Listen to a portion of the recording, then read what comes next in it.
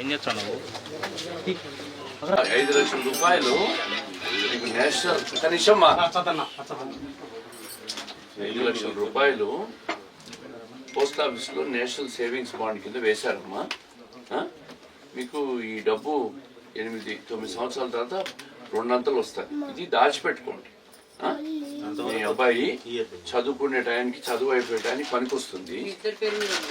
ఈ డబ్బులు ఇవ్వద్దు, నీ డబ్బు నీ దగ్గర పెట్టుకో.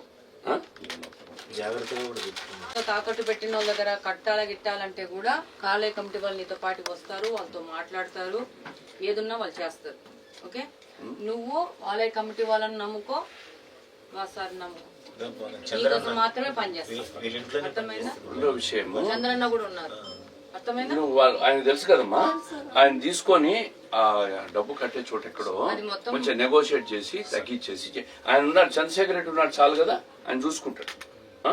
నీ డబ్బుకు భద్రంగా ఆయన చూసుకుంటారు. అన్ని కూడా మీ పిల్లోని చదివించేదానికి 3 స్కూల్ వాళ్ళు ముందుకు వచ్చినారు. 3 స్కూల్లో వాళ్ళు. నీకు ఏ స్కూల్ డబ్బులు గిబ్బులు ఎవరికి ఇవ్వద్దమ్మా, జాగ్రత్తగా పెట్టుకో. మీ మరి స్కూల్ కు ఏ స్కూల్లో పిల్లల్ని చేర్పించాలని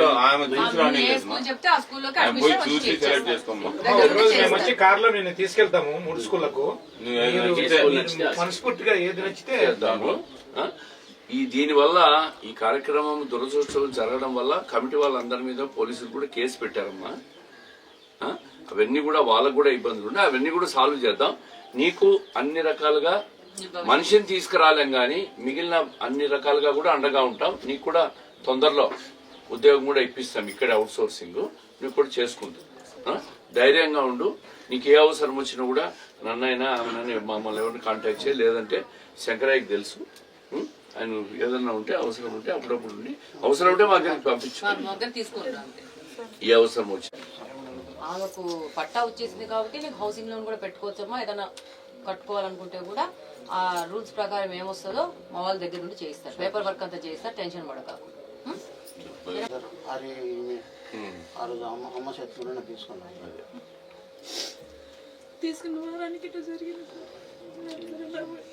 ఇక్కడ చూసి చేసిస్తారు. కడప టౌన్ లో పెట్టిస్తా, టౌన్ లోనే చెక్ చేసుకోండి. కడప టౌన్ లోనే పెట్టిస్తా. నువ్వేమైతావు? ఓకే, బాబు చిన్న బాబు కదా, క్యారీ పెట్టుకోవాలి, పోవాల్సింది. 22వ తేదీ జరిగిన శోభాయాత్రలో చిన్న మానవ తప్పిదం వలన ఒక మనిషి ప్రాణం పోవడం జరిగింది.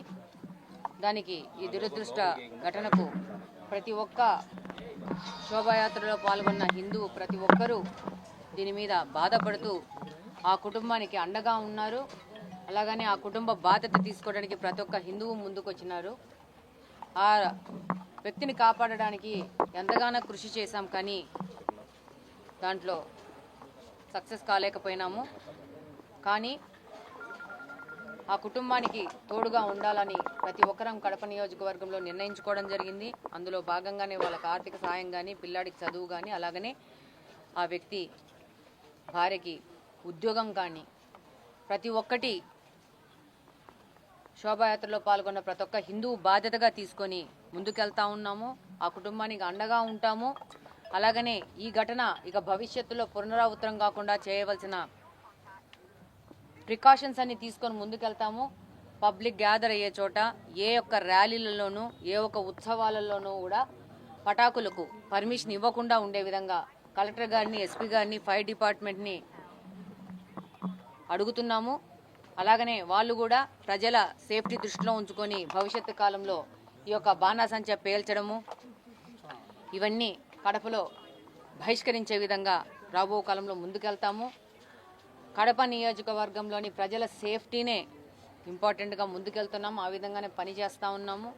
ఈ యొక్క కుటుంబానికి సంపూర్ణ సహకారం ఇస్తూ వాళ్ళ బాధ్యత తీసుకుంటూ వాళ్ళతో పాటు నడవడానికి ప్రతి ఒక్క ఈ శోభాయాత్రలో పాల్గొన్న ప్రతి ఒక్క హిందువు ముందుంటారని చెప్పి సందర్భంగా తెలియజేసుకుంటున్నాను. Thank you very much. ఈరోజు మాసాపేటలో, కడప నగరంలో మాసాపేటలో శ్రీహరి అనే ఒక సెక్యూరిటీ గార్డు మొన్న జరిగిన 22వ తేదీ జరిగిన శోభాయాత్రలో ప్రమాదవశాత్తు దురదృష్టకరంగా చనిపోవడం జరిగింది. దీపావళి పటాకులు కాల్చినప్పుడు ఆ పటాకి తగిలి చనిపోవడం. 3 రోజులు అతని కోసం రిమ్స్ వైద్యులందరూ కూడా చాలా శ్రమించినప్పటికీ కూడా దురదృష్టవశాత్తు చనిపోయాడు. ఈరోజు అయోధ్య ఆలయ కమిటీ, అదేవిధంగా 3 స్కూల్స్ కూడా ఆ కుటుంబానికి అండగా 6 సంవత్సరాలు 7 సంవత్సరాల అబ్బాయి, ఒకటే అబ్బాయి, అతను చదివించడానికి 3 స్కూల్స్ వాళ్ళు ముందుకు వచ్చారు. అదేవిధంగా ఆలయ కమిటీ వాళ్ళు కూడా 10 లక్షల రూపాయలు ఆ కుటుంబానికి అండగా ఉండాలని చెప్పి 10 లక్షల రూపాయలు కూడా డబ్బులు ఇవ్వడం జరిగింది. కడపలో మేము జిల్లా కలెక్టర్ గారితో మాట్లాడి, నేను ఎమ్మెల్యే గారు కూడా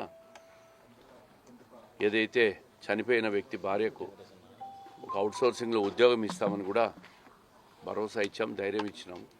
తప్పకుండా ఆ కుటుంబానికి అన్ని రకాలుగా అండగా ఉంటాం. ఈ సంఘటన శోభాయాత్రలో జరగడం చాలా దురదృష్టం. దాదాపు 4 సంవత్సరాల నుంచి కూడా ప్రతి సంవత్సరం లోక కళ్యాణం జరిగేదానికి,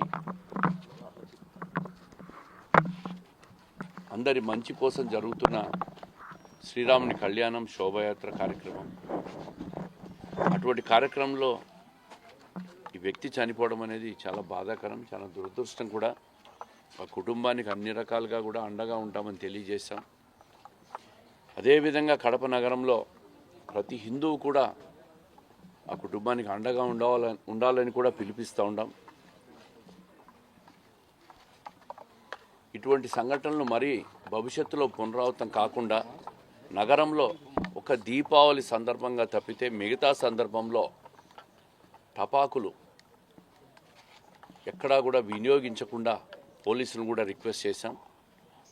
ఎక్కడ టపాకులు కూడా మేము కూడా వినియోగించకూడదు. మా పార్టీ కార్యకర్తలు కూడా చెప్పాము మేము. దానివల్ల చాలా ప్రమాదాలు జరుగుతున్నాయి. మనుషుల ప్రాణం కంటే ఏది ఎక్కువ కాదు.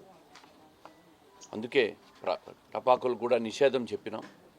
అన్ని రకాలుగా కుటుంబానికి అండగా ఉంటాం, సానుభూతి వ్యక్తం చేస్తున్నాం. తొందరలో అవుట్సోర్సింగ్లో ఆమెకు తల్లికి కూడా ఉద్యోగం ఇచ్చే ఏర్పాటు చేస్తాం. లక్ష్మణమ్మ నా పేరు. శోభయాత్ర జరిగింది. శోభయాత్ర తరపున వాళ్ళు ఇచ్చారు. దేవుడి దేవాల మా బతుకులు ఇటు అయిపోయినాయి, అనాథలు అయిపోయినాయి. ఏం చేయాలో అర్థం కావడం లేదు. పరిస్థితి బాగాలేదు, అన్ని అప్పులన్నీ ఉన్నాయి. కానీ ఇచ్చినారు, బాబుకి అంతా చూసుకుంటున్నాము. ఏం చేయాలనేది మాకే తెలియడం లేదు. ప్రభుత్వం తరపున ఏమి రాలేదన్న. ఉద్యోగం ఇప్పిస్తాను, మేము ఉన్నాము మీకు హామీగా, మీకేం బాధపడద్దని మేము చూసుకుంటాము అని హామీ ఇచ్చిపోతాం. 10 లక్షలు ఇచ్చినాము. 10 లక్షలు ఇచ్చారన్న, 5 లక్షలు చేస్తే మేలే. నాకు కొద్దిగా అప్పులు ఉన్నాయి, మా హస్బెండ్ లేడు, నేను ఒక్కదాన్ని చేసుకోవాలా చిన్న పిల్లని పెట్టుకొని. ఇంకా మీరే ఏం చేసేది అర్థం కావడం లేదు నాకు. బాబుని చూసుకుంటా నేను ఎట్లా తీర్చుకోవాలనేది కొద్దిగా టెన్షన్లోనే ఉన్నా. అందరికీ నమస్కారం అండి. మొన్న 22వ తేదీ జరిగిన శోభయాత్ర ప్రోగ్రాంలో మా ఫ్రెండ్ వాళ్ళ హస్బెండ్ చనిపోవడం జరిగింది ఈ పటాకుల వల్ల. దాని కారణంగా ఆయన 24వ తేదీ డెత్ అయ్యారు. అయినప్పటికీ ఇప్పుడు కమిటీ వాళ్ళు వచ్చేసి ఒక 10 లక్షలు ఇచ్చి 5 లక్షలు బాబు పేరు మీద ఫిక్స్డ్ డిపాజిట్ పోస్ట్ ఆఫీస్లో వేయించారు. ఇప్పుడు మేడం ఎమ్మెల్యే గారు వచ్చేసి మా అమ్మాయికి ఉద్యోగం మన లోకల్లోనే ఎక్కడో దగ్గరైనా కానీ బాబుని చూసుకుంటూ జాబ్కి వెళ్ళే విధంగా లోకల్లోనే ఏదో ఒక ఉద్యోగం చూపిస్తానమ్మా అని చెప్పి హామీ ఇచ్చి వెళ్ళారు. కాకపోతే వాళ్ళిద్దరు భార్యాభర్తలు ఉంటే నెలకు ఒక 30,000 తెచ్చుకొని ఏదో జీవనం అట్లా సాగిస్తూ ఉన్నారు. ఇప్పుడు ఆమెకు వచ్చే దాంతో చేసుకోవాలంటే చేసుకోలేదు. దగ్గర దగ్గర అప్పులే ఒక 7 లక్షలు ఉన్నాయి. ఇప్పుడు మేడం కమిటీ వాళ్ళు వచ్చి మిగతా 4 లక్షలు చేతిలో పెట్టి వెళ్ళారు. ఆమె అదే బాధపడి ఏడ్చుకుంటా ఉంది. ఎట్లా చేసుకోవాలి ఏంది, ఇల్లు అన్నీ మీరు చూశారు, ఇంటి పరిస్థితి ఎలా ఉంది ఏందనేది. అది కొంచెం మీరే అర్థం చేసుకొని ఇంకా ఎవరైనా సాయం చేయాలనుకున్న వాళ్ళు ఎవరైనా ఆమెకి ఏదైనా చేసే విధంగా ఉంటే చేయండి. అదొకటే మేము అడగదలుచుకునింది అంతే.